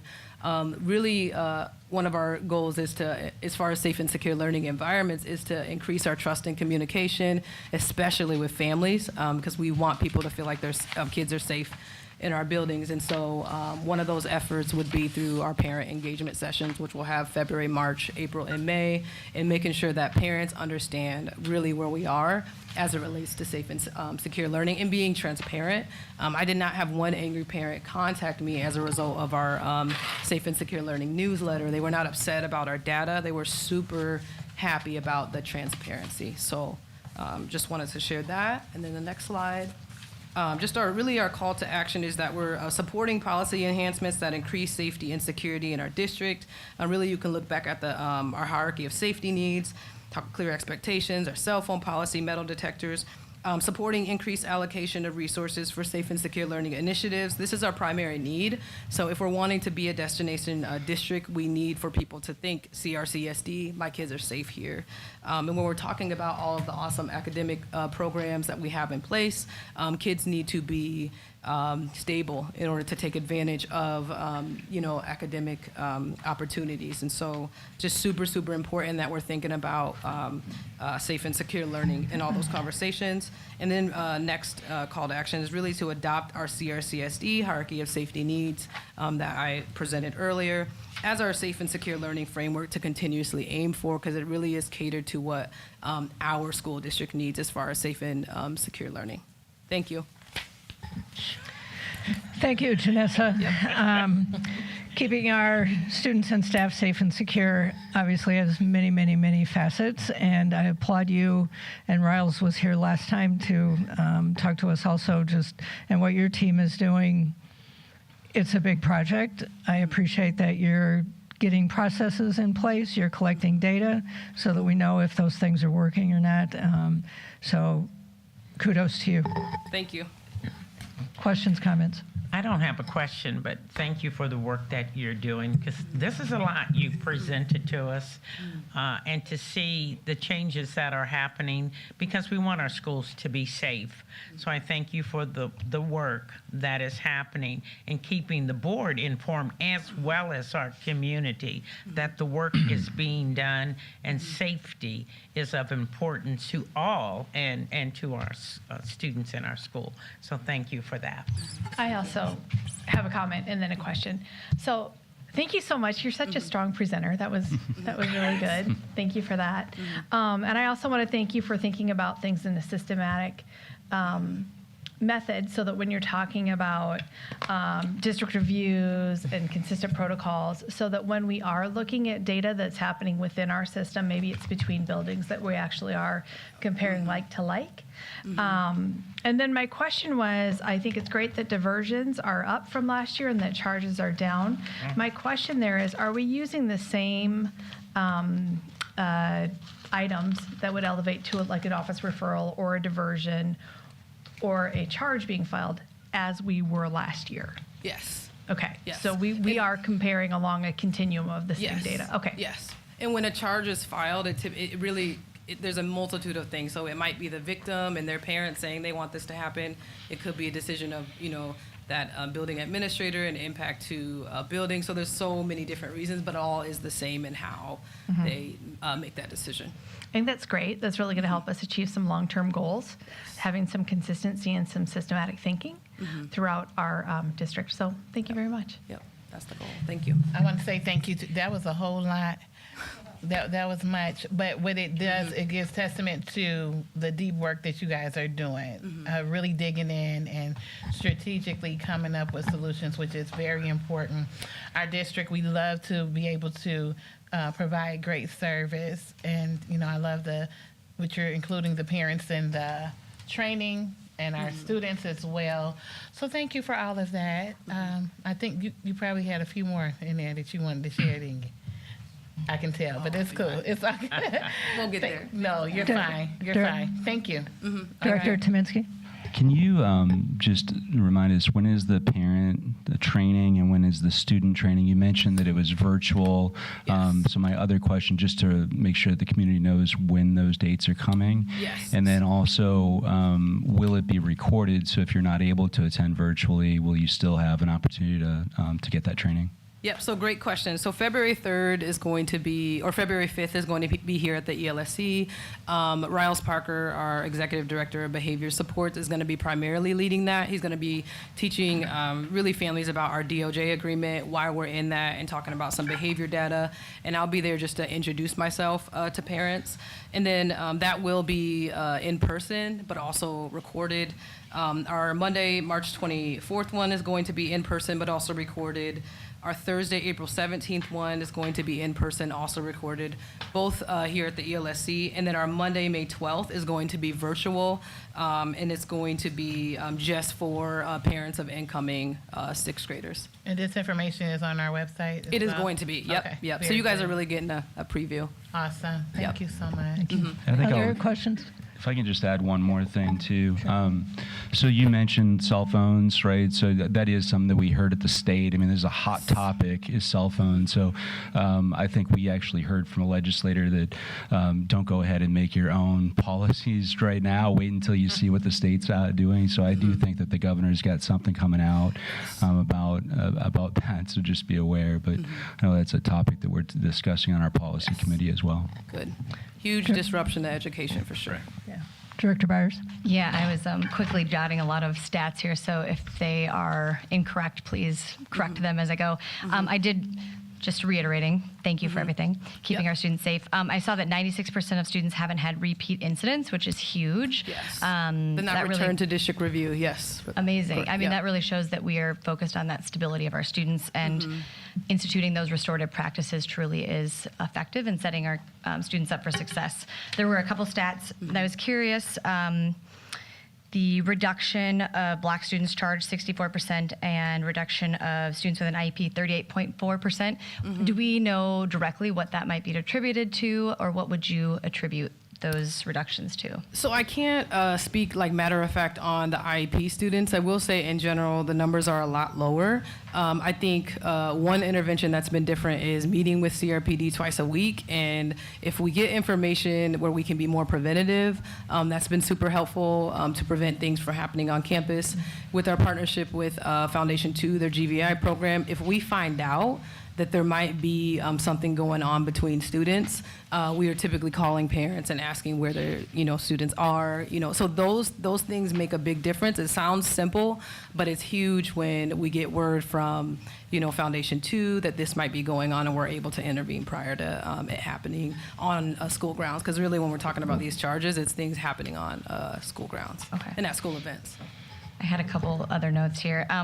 With mental health situations at different schools, so when we have an incident, thinking about the next steps, is there any sort of like psychiatric evaluation or anything that we provide to ensure that there might be something else that we should consider with certain students, and how we might address that or provide support for them and the family? So typically with the district review, they always go back with the recommendation. Most of the time we go back with a recommendation to either like Hazel Health or Tanager, just because those are our formal partners for mental health.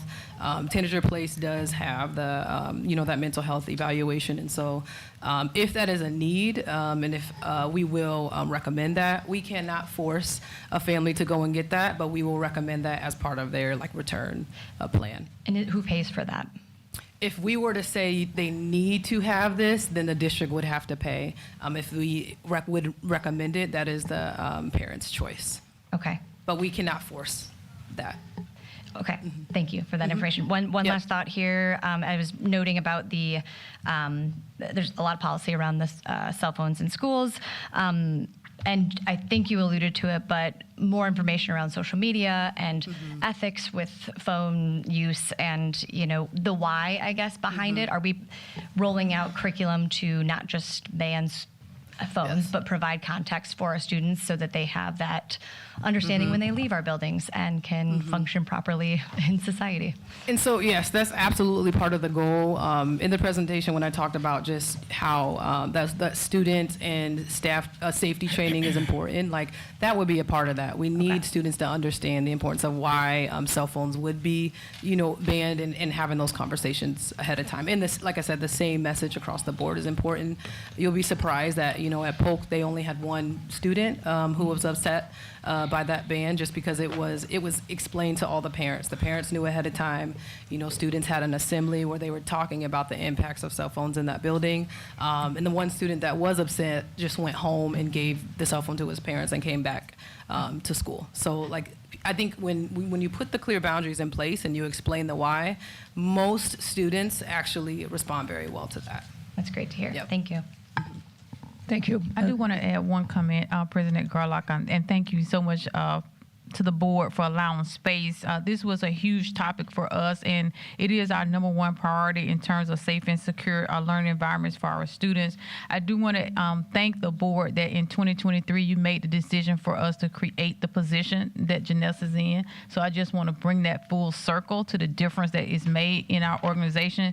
She is like a department of one, and we have 32 buildings, and so the work that has gone forward, and as we're thinking about how we align our resources, I know that is a top priority for us to figure out additional supports for behaviors. That's been a call from our teaching staff, and so we will have more information coming forward in that regard. I also want to acknowledge the relationship of the City of Cedar Rapids and their police department. That's been huge, as Janessa noted here today, so I just want to say thank you, along with GVI and other mental health organizations that have joined forces with us. The more resources that we have that we can collaborate around, the more support we can provide for our students. And lastly, I do want to ask our parents to come out, like come to the meetings. And Janessa, and what I would also say, if they're not meeting us here, we want to meet them there, because we need the partnership with our families so that they can come alongside us. We can support them, understand their context, and how we can ensure that all of our students have an environment where they are learning and achieving when they're safe and secure. So thank you and your team for all of the work. Thank you. Thank you, Janessa. Our next item is an informational presentation on green schoolyards. I'll turn the microphone over to Chris Gates and Tammy Carter for their update.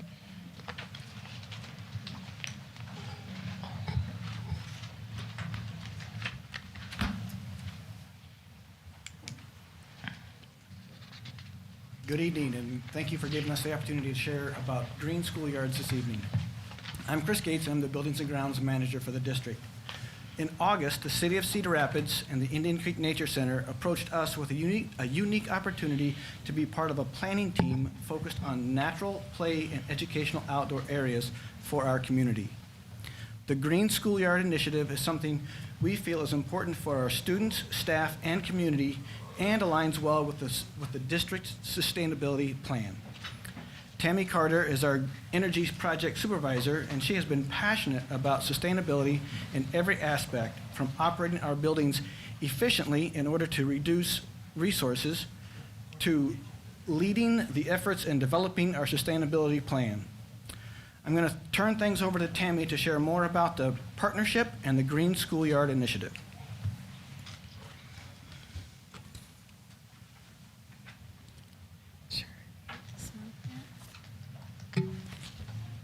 Thank you, Chris. I'm excited to share with you that Cedar Rapids was selected through a competitive application process to join a national initiative, Nature Everywhere Communities. Nature Everywhere Communities are designed to increase equitable access to nature everywhere children live, learn, and play. This is a grant serving 78 communities nationwide and now includes Iowa. It is providing more than $765,000 in seed funding in communities like Cedar Rapids and Dubuque to help us plan for green schoolyards everywhere. I would like to quickly review the background on our Green Schoolyard partnership. As Chris mentioned, the City of Cedar Rapids and Indian Creek Nature Center approached us in August about a grant opportunity focused on furthering resilient green spaces in our schoolyards and community parks. In preliminary discussions with the city about the grant and the partnership, it seemed like a good fit that aligns with our district sustainability plan by affording us the opportunity to be conservation leaders in our community, along with the numerous benefits students receive from experiencing being in the outdoors and nature. Through our shared partnerships and with the help of the Children in Nature Network grant, we really have an opportunity to bring our students, staff, and our entire CR community together in nature.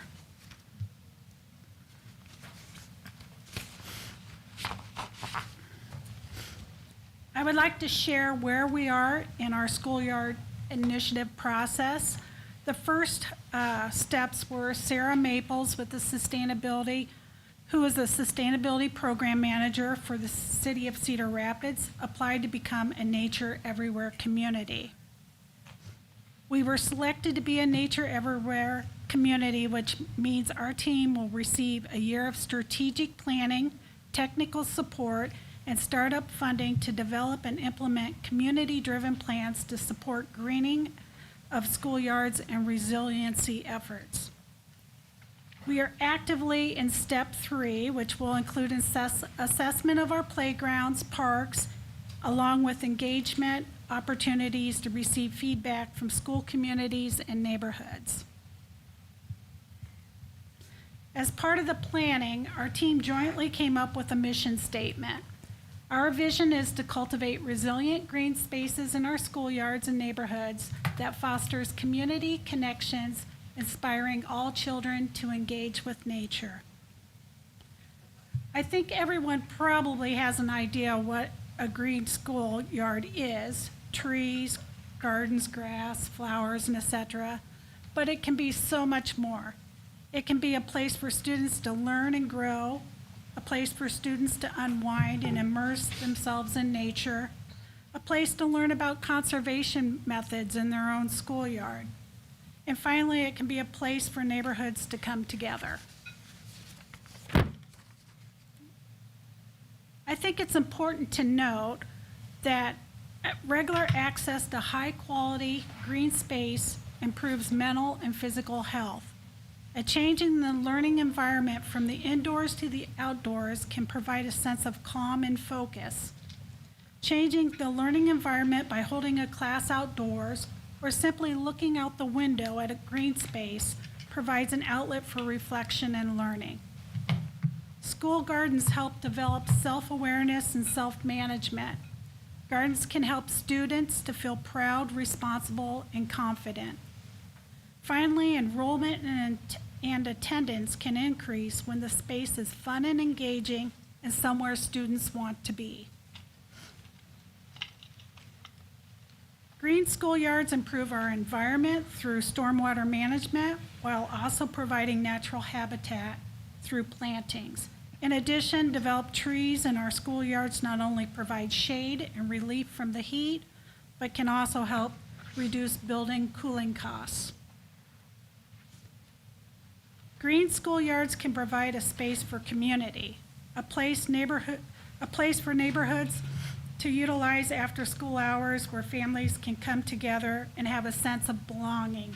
Neighborhoods can determine what types of opportunity their schoolyards provide, be that locally grown food, culture, art, trail activities, bike safety, fire safety, yoga, and beyond. I'm now going to turn it over to Chris, who will share more about reimagining and development of our schoolyard spaces. Thanks, Tammy. Now we just want to show you a couple of examples of what other people have done across the country. Here, Here's an example of a schoolyard in Wisconsin, and here you can see they took a hard surface playground and introduced green spaces in very simple ways. They added a small ball field area, a green space with a small planting area, and there's also a bioswale area included. And as Tammy mentioned earlier, the stormwater management is an important part not only to the school but also to our community. This Green Schoolyard initiative gives us fun ways that we can introduce stormwater management into our schoolyard to make it not only useful but also educational. This is a great example of a very simple way to transform a hard surface schoolyard into a fun and useful green schoolyard. This next schoolyard is an example out of New York, which is much more complex. Oh, wow. Here you can see how they really went all out and transformed a very plain-looking hard surface playground into a fun, exciting green schoolyard with nature scattered throughout the entire play area. You can see they used several different materials and different surface types to create an inviting environment where students can explore, play games, and have fun while providing spaces for parents and staff to sit, relax, and enjoy nature around them.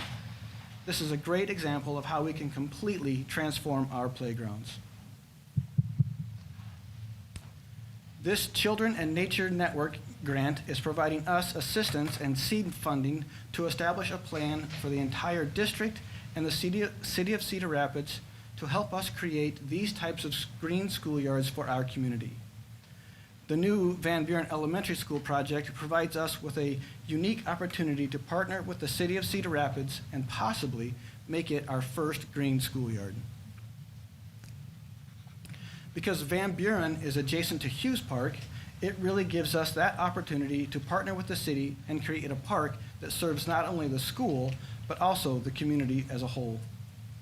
We are also in works with the students at the Iowa Big program to help us create and design of the playground for the new school.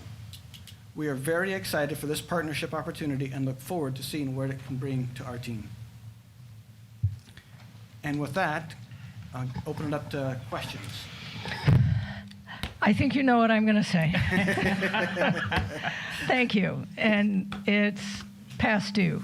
I have always considered the outside to be a classroom, and I applaud you for changing our thinking on this and moving in the direction to help our students appreciate the natural world learn to live in that natural world as responsible citizens. I'm excited by this. I'm slightly off topic, but I'm equally excited about that new piece of property for the middle school that has this beautiful grove of trees on it. I just, like the science teacher in me, is like, it almost makes me want to go back to the classroom. I bet we can find a spot for you. So thank you for working with the city and the Nature Center. I think this is an absolutely wonderful opportunity. As we build these new buildings, it seems like we should be incorporating the outdoor spaces and as learning spaces. Obviously, I would like to see sustainability features built into our new buildings, but that's for another day. We'll take what New York is dishing up. That was beautiful. I just also want to note, this is transformative for our educators as well, because it creates a space for them to unwind from the classroom space. We know that we value what they do, and it's tough out there right now. So I just want to say that emotional well-being of our educators, that could be a really nice safe haven for them, or taking their students out to have a snack or whatever it might be. And also just the involvement of the neighborhoods, I think that's super crucial. And I would just be thrilled to see people of all ages on our playgrounds and on our schoolyards, if you will. So that's fantastic. I did have one question around native plants, natural features, ongoing maintenance. We know that 50K gets us somewhere, but it only goes so far. So thinking about just staffing, a resource plan going forward, how do we manage all of that? Yeah, great question. And just to be clear, this $50,000 is not to actually build a playground, but just to come up with that overall plan for us as a district as a whole. Okay. But yes, as we look at how do we implement these types of features and get those into our schoolyards, sustainability and maintenance are top of my list for sure on how do we do that effectively and efficiently, so we are providing things that we can maintain and that we can take care of and don't put a strain on our departments. And that's fantastic. I was also just noting, we have, in addition to Indian Creek Nature Center, which is a fantastic partner, I'm so thrilled to partner with the city and Indian Creek Nature Center on this.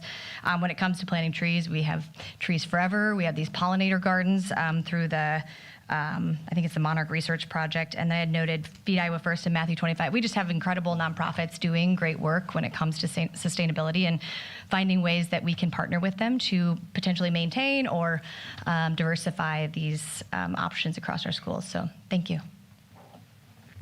I have a question. Director Newman. I know, like down here in Siberia, I have to wave a lot. It's all yours, Director Newman.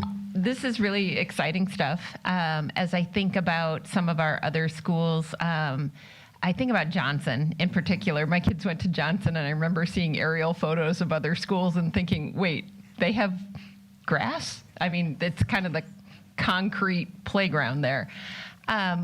How do we see this fitting in with facilities master plan going forward to ensure that we start to implement things like this, if it goes well and it's something we can maintain, so we get this to other schools that are really ripe for this type of conversion? Yeah, and I think that's exactly why we need to do this plan to get it a district-wide plan in place on where we do this. And I think Johnson is a perfect example because there is hardly any green space there. But I feel like as we establish what a green schoolyard looks like and where we can put those, that as we build new buildings and do remodels and additions and all the things that we're doing, that this needs to be included in those projects and needs to be made a priority for those projects as well. Can I add on to that? Because I've experienced this firsthand, but even with, now that we're partnering with this, thinking back to, Trailside, I was on their playground. It's very direct, harsh sunlight. There were students hiding in slides on a very hot day. So again, just engaging with the environment, getting them moving, thinking about how we can maybe incorporate this for some of our newer spaces in addition to those that are in most need. Yeah, I would agree with that exactly. I mean, this is a huge opportunity for us to learn how do we do this to make them really useful and just efficient playgrounds that serve our entire community, right? Yep. Director Tyminski. Can you mentioned you're at step 3 on one of the slides. Can you just remind us, like, when can we expect a full district plan based on an initial grant? And I share the enthusiasm I think that everybody else has. I'd love to know, like, when do you think you would have an estimate on cost for things like this? Because would love to figure out a way to make this stuff happen. Certainly, I love that you're looking at the first example, but there's so many more in the district. Yeah. So the team that we have is a combination of us as a school district, the city, and the Indian Creek Nature Center, and we're in the beginning stages of that whole planning process. I think the grant is for 1 year, and so we'll have their help. That network's help for the entire year, but I don't know when we'll have a full plan in place. Again, just beginning those details and figuring out that what the process is going to look like. Budgeting is also very important to me. I always feel like we never have enough money when it comes to the things we need to do in whether it's a new building or an old building or whatever. So I'm really anxious to see how we can make these affordable and sustainable and really work for us. I would hope that we'll see that it's just a tremendous opportunity for the community to participate too. I mean, the fact that it includes them, but you mentioned some of the other existing organizations that are here, but I think this is a plan that the community can really celebrate and see this opportunity, not just for students, but certainly for the greater community as well. And we're already learning that those partners are out there and they're anxious to get on board with this. They want to help us, they want to get involved, and they want to help where they can. Great, thank you. Director Borcherding, did you have a comment? I did. So congratulations to the other board members that have brought up like funding, which was one of my questions, and also mentioned partners that would probably be willing to work with us on this. The only other thing that I would have is that I think there's an opportunity to interface with the medical community as well when you're looking at social determinants of health and built environment. I think there may be a partnership there as well to consider. Yeah, thank you for that. That's a great idea. I did have one more thought. Okay, Director Bart. Similar to Wisconsin, I know this started in California. Similar to Wisconsin, we have green spaces for like 5 months maybe. So just considering, as we're laying this out, we're talking about it, giving visuals similar to the Nature Center. What does this look like in the winter wonderland that we have for a chunk of the year? How do you continue to engage with that environment? And they would provide amazing guidance on that, but it'd be helpful to see some winter feature visuals. Yeah, and that is the advantage of working with the entire network, because this is like we said in like 78 communities right now and continuing to grow, and it's just a resource that we can pull from and say what worked well for you and then what didn't. Thank you, Chris. Thank you, Tammy. Very exciting. Thank you. Lastly, we have an informational presentation on the update of the program of studies. I'll turn it over to Corrine.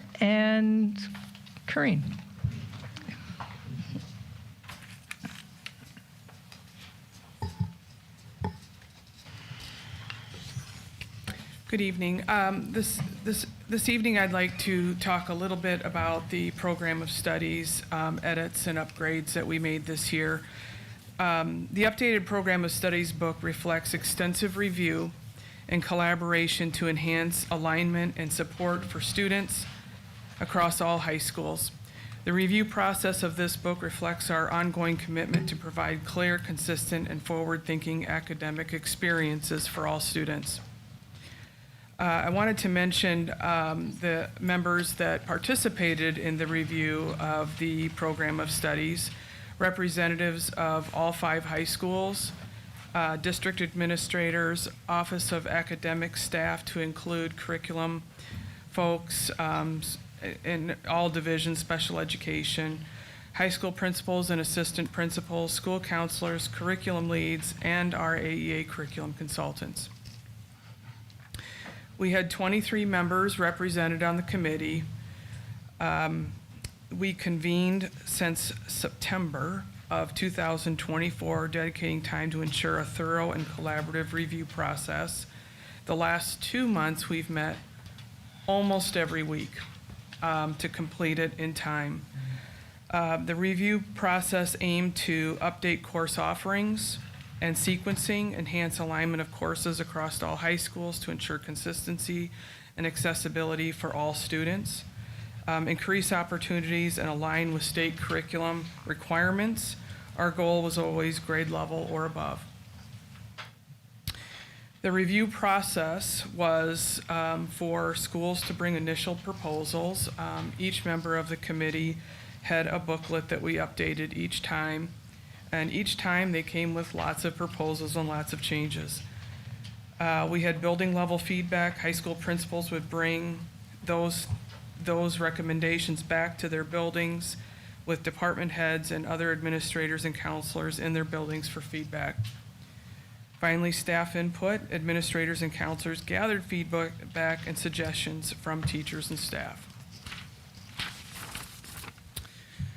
The committee would review each of those changes and agree with a fist of 5 before finalizing any changes. I just want to keep in mind with 5 high schools bringing in recommendations, one school might have one recommendation, one high school might have a different recommendation, and the process was generally between 2 to 4 hours of meetings, and boy, did we discuss each of those changes. So I feel very confident that we have a great consensus of all the high schools with the changes to our program of studies. Highlighting a few changes tonight, science and social studies course sequences. We have added grade-specific course requirements for each grade. We've included freshman seminar as a elective. We have removed inactive courses.